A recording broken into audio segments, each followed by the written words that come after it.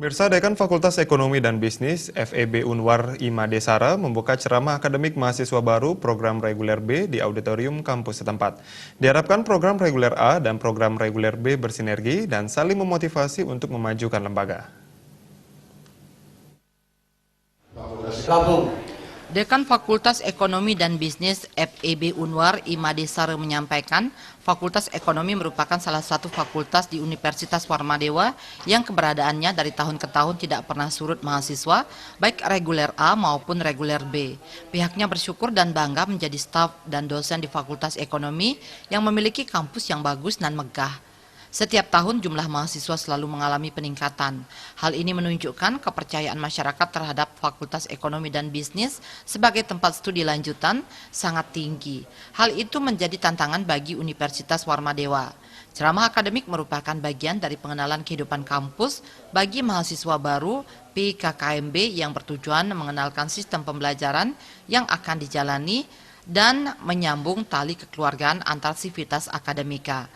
Pada tahun akademik 2019-2020, program reguler B FEB Unwar menerima 331 mahasiswa baru yang didominasi kalangan entrepreneur, karyawan, dan beberapa pegawai negeri. Meskipun mereka kuliah sore hingga malam serta sambil bekerja, mereka juga wajib mengenal lingkungan kampus dan sistem yang ada di dalamnya, tak ubahnya seperti program reguler A. Selaku pimpinan fakultas, pihaknya berkeinginan mendorong mahasiswa reguler B agar menyelesaikan studi tepat waktu. Meskipun demikian, ada sejumlah mahasiswa reguler B justru menyelesaikan studi lebih cepat dengan nilai lebih tinggi dibandingkan dengan mahasiswa reguler A. Menurutnya, hal ini kemungkinan karena mahasiswa reguler B lebih leluasa mengatur waktu dan memiliki pengalaman kerja.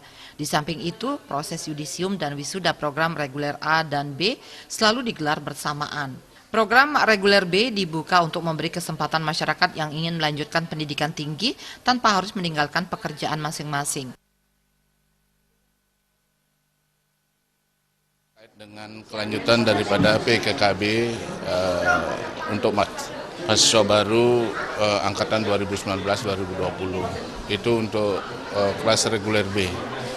Jadi kita memiliki kelas reguler B berkaitan dengan mengantisipasi masyarakat yang memang ingin kuliah kerja sambil kerja.